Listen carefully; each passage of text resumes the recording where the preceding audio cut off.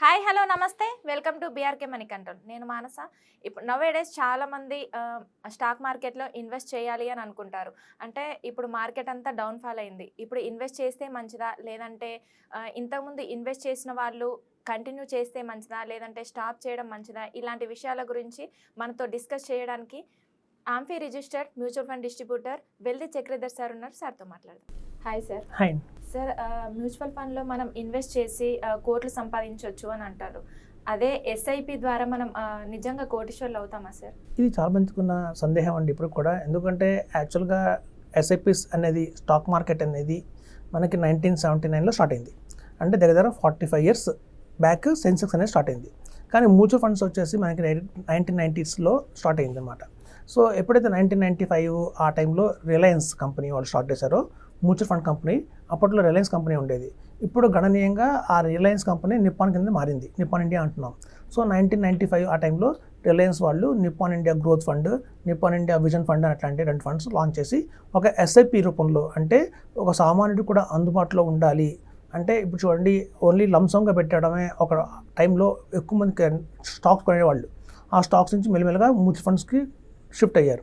Mutual funds ఎందుకు అంటే మనకి ఏ స్టాక్ కొనాలి, ఏ స్టాక్ అమ్మాలి మనకు తెలియదు కాబట్టి ఒక ప్రొఫెషనల్స్ ఉంటే కనుక వాళ్ళకి అర్థమవుతుంది ఎలాంటి స్టాక్ కొనాలి అని చెప్పి అలా మ్యూచువల్ ఫండ్స్ స్టార్ట్ అయ్యి అక్కడి నుంచి ఒక ఎస్ఐపి అనేది తీసుకురావాలి ఇండియాలోకి 1995 నుంచి చిన్నగా పాపులర్ అయింది.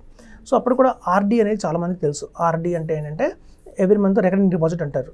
ఒకేసారి ఫిక్స్డ్ డిపాజిట్ చేయడం కంటే కూడా చూడండి, మన దగ్గర డబ్బులు ఉన్నాయనుకోండి, అమౌంట్ బాగా ఉంది, వెళ్ళి డైరెక్ట్గా బ్యాంకులోకి వెళ్ళి 1 లక్ష రూపాయలకి మనం చెక్ రాసి ఫిక్స్డ్ డిపాజిట్ చేయొచ్చు.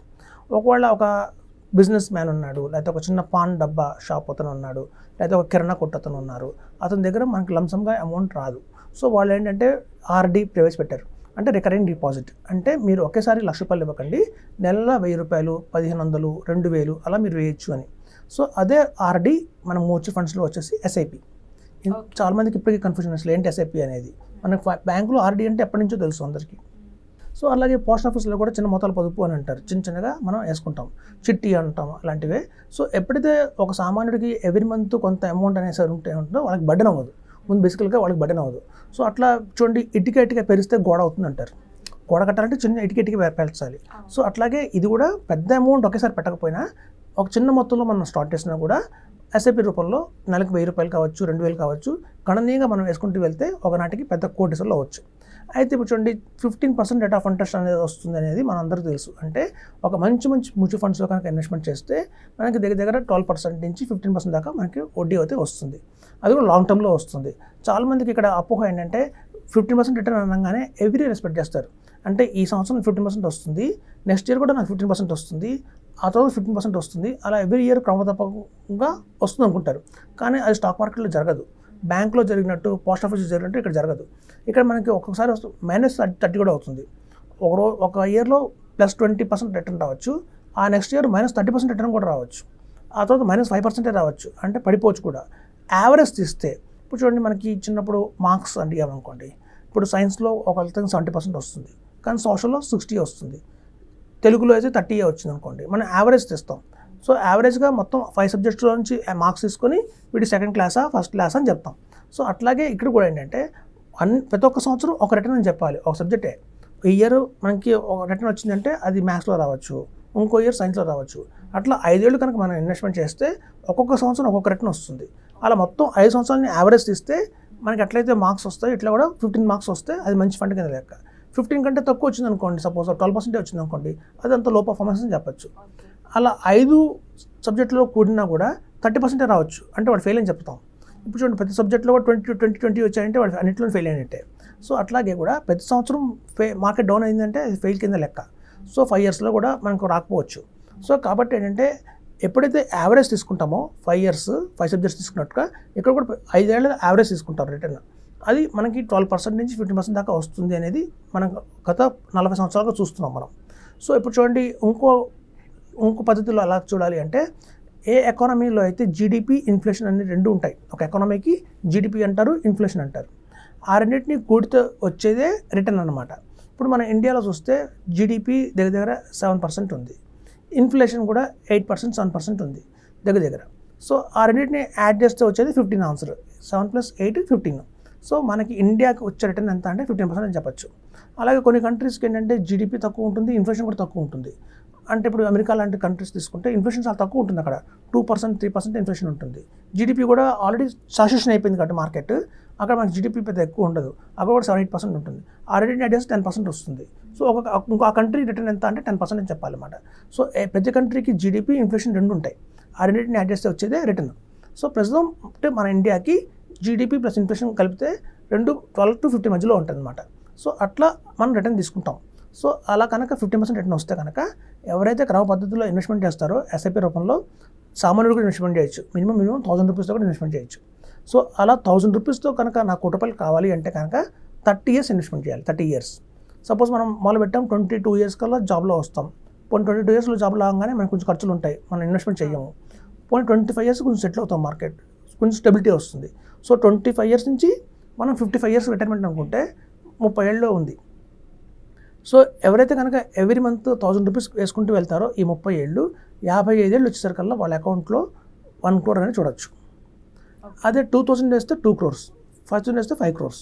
సో మనం ఎంత అమౌంట్ వేస్తామో 30 ఏళ్ళకి ప్రతి 1000కి మనం ₹1 అనుకుంటే మనం 2000 వేస్తే 2 కోట్లు, 3000 వేస్తే 3 కోట్లు, 4000 వేస్తే 4 కోట్లు, 5000 వేస్తే 5 కోట్లు. ఇది థంబ్ రూల్. 30 ఏళ్ల పాటు 1000 వేస్తే 1 crore వస్తుంది.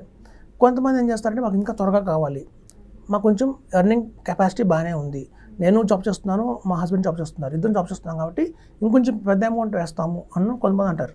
సో అట్లా కనుక 10,000 రూపీస్ కనుక ఇన్వెస్ట్మెంట్ చేసుకుంటూ వెళ్తే కేవలం 20 yearsలో కూడా వాళ్ళు 1 crore తెచ్చుకునే అవకాశం ఉంది.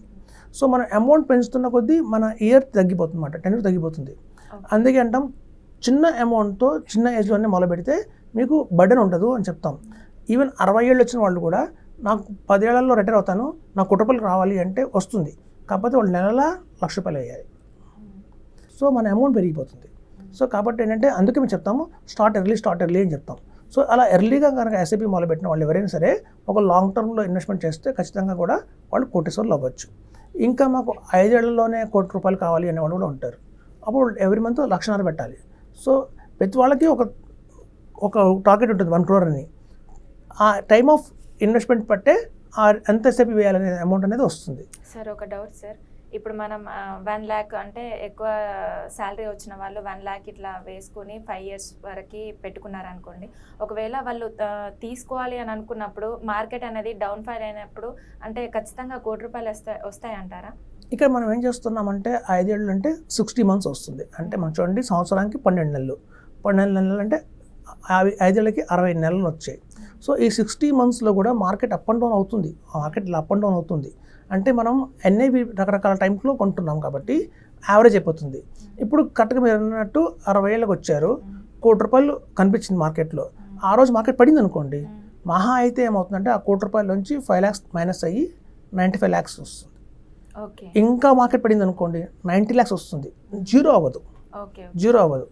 వాళ్ళకి 1 crore ఇంకా బాగుంది మార్కెట్ అంటే 1 crore 5 lakhs, 1 crore 10 lakhs కూడా రావచ్చు. సో ఆ అప్ అండ్ డౌన్స్ అనేది మీరు చెప్పినట్టు ఉంటుంది. కరెక్ట్గా అదే ఫిగర్ మనం ఎక్స్పెక్ట్ చేయడానికి లేదు, ఒక 10 లక్షలు అటు ఇటు అనుకోవచ్చు. మార్కెట్ బాగుంది అంటే 1 crore 10 lakhs, మార్కెట్ అలాగే స్టేబుల్గా ఉందంటే 1 crore, పడింది అంటే 90 lakhs 95 lakhs రావచ్చు. సో ఖచ్చితంగా ఇది వస్తుందండి మాకున్న ఎక్స్పీరియన్స్ ప్రకారం. 5 years కనుక ఎవరైతే రెగ్యులర్గా కంటిన్యూస్గా వేసుకుంటూ వస్తారో, ఇప్పుడు మీరు చూడండి 60 సంవత్సరాలు అని చెప్తున్నాం, 60 సంవత్సరాలు 60 నెలలు వేస్తున్నాం. సో 60 నెలలు మనం వేస్తున్నాము అంటే 60 lakhs మనం ఇన్వెస్ట్మెంట్ చేసినట్టే. నెలకు ₹1,00,000 అంటే 60 lakhs మనం ఇన్వెస్ట్మెంట్ చేసాం, మార్కెట్ మనకి 40 lakhs ప్రాఫిట్ ఇచ్చింది, రెండు కలిపి 1 crore అయింది. సో అదండి, ఎప్పుడైనా ఎస్ఐపిలో క్రమబద్ధంగా ఇన్వెస్ట్మెంట్ చేసుకుంటూ వెళ్తే మనం ఎంత త్వరగా పెడితే మన లక్ ఏంటంటే అంత తక్కువ అమౌంట్తో కూడా 1 crore తెచ్చుకోవచ్చు. మనం కనుక 15 years పెట్టుకుంటే కనుక 15,000 రూపీస్ ఎవ్రీ మంత్ ఏమని చెప్తాం. అలా ఎవ్రీ మంత్ 15,000 రూపీస్ కనుక ఇన్వెస్ట్ చేసుకుంటూ వెళ్తే మనం పెట్టింది ఎంత అంటే 27 lakhs, కానీ మార్కెట్లో మనకు వచ్చింది ఎంత అంటే ఇంకో అదనంగా 74 lakhs ప్రాఫిట్ వచ్చి మొత్తం 1 crore అయింది.